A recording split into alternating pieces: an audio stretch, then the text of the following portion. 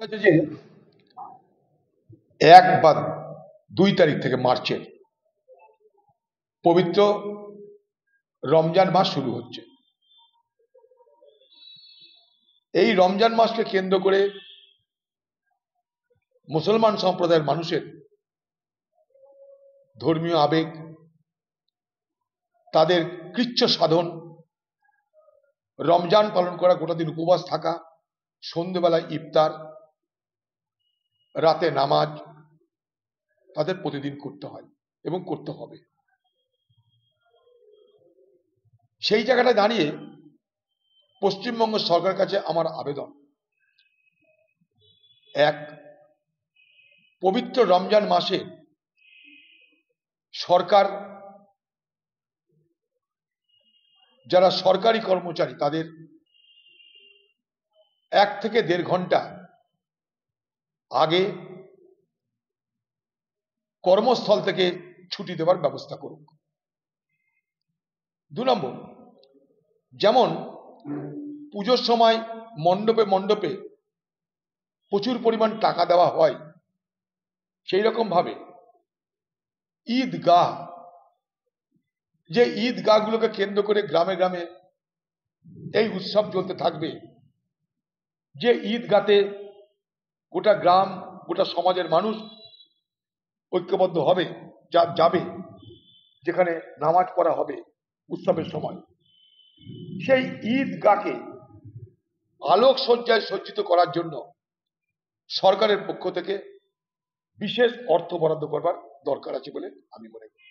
কারণ তাহলে কি হয়, সংখ্যালঘু মুসলমান মানুষের মধ্যে এটা মনে হবে না যে শুধুমাত্র পুজোর জন্য রাজ্য অর্থ দিতে পারে আর আমাদের জন্য অর্থ দিতে পারে না, এই ভাবনার দ্বারা তারা আক্রান্ত হবে না। 3 নম্বর, সরকারি কর্মচারীদের উৎসবের সময় যেমন বোনাস দেওয়া হয়, ঠিক একইভাবে মসজিদে মসজিদে ইমাম এবং মুয়াজ্জিনদেরকেও বোনাস দেওয়ার ব্যবস্থা করা হোক। কারণ এই রমজানের মাসগুলোতে তাদের বিশেষ দায়িত্ব পালন করতে হয়, তাদের বিশেষ দায়িত্ব পালন করতে হয়। সকাল থেকে রাত পর্যন্ত, সাহেরি থেকে শুরু করে তারাবি হয়ে রাত পর্যন্ত প্রচুর দায়িত্ব পালন করতে হয়। তাই যখন সরকারি কর্মচারীদের বোনাস দেওয়া হয়, তখন সেই মাসটাতে যারা প্রতিটা দিন মেহনত করছে তাদের জন্য কেন বোনাস দেওয়া হবে না? আমার আরেকটা দাবি, যে এই সময় বাজারে জিনিসপত্রের দাম খুব বেড়ে যায়। আপনারা জানেন, ইফতার করতে মুসলমান সমাজের মানুষ ড্রাই ফ্রুট অর্থাৎ শুকনো খাবার, ফল মূল, এগুলো তারা বেশি করে গ্রহণ করে থাকে। ঠিক সেই সময়তেই বাজারে কিন্তু অগ্নিমূল্য হতে আরম্ভ করে সমস্ত ফলের দাম, সমস্ত জিনিসের দাম। এখন থেকে দেখবেন বাজারে ফল বা ফল জাতীয় শুকনো ফল বা তাজা ফল যাই দেখুন না কেন, তার কিন্তু দর দিনের পর দিন বাড়তে আরম্ভ করে গেছে।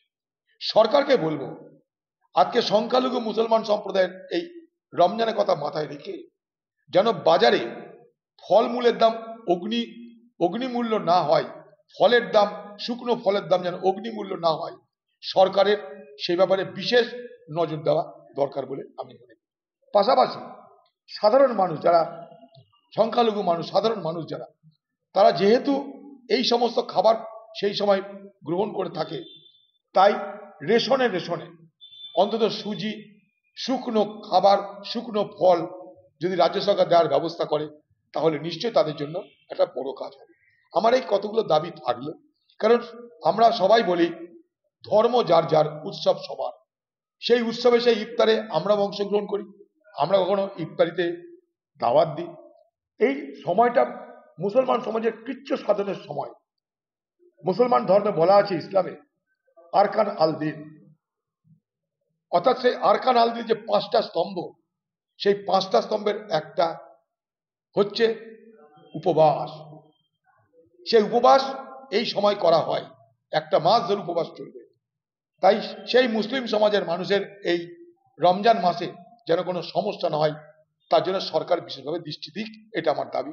আরেকটা কথা, এই সময়টাই প্রচুর জলের প্রয়োজন হয়। কারণ জানেন যে সারাদিন পর মুসলমান সমাজ যখন রোজা ভাঙে, ইফতার হয়, নামাজ শুরু হয়, গোটা দিনের প্রচুর পরিমাণ জল তাদের প্রয়োজন হয়। তাই 24 ঘন্টা জল সরবরাহ, পাশাপাশি আপনাদের আরেকটা কথা বলি, মনে করুন সকালবেলায় রোজা শুরু করার সময় সেহারি খাওয়া হয়, সেই সেহারি সূর্য ওঠার আগে থেকেই দিতে হয়, একটা সময়। সেই বাড়ির মেয়েরা রান্না শুরু করে রাত্রি 1টা, রাত্রি 1:30টা থেকে। সেই জন্যে আমার দাবি যেন 24 ঘন্টা বিদ্যুৎ সরবরাহ অক্ষুণ্ণ থাকে। 24 ঘন্টা বিদ্যুৎ সরবরাহ এবং 24 ঘন্টা জল সরবরাহ গোটা মাসে যেন অক্ষুণ্ণ থাকে, সেই ব্যাপারটাই সরকারকে বিশেষভাবে আমি দৃষ্টি দিতে দাবি করছি। দাদা, আমার একটা প্রশ্ন আছে।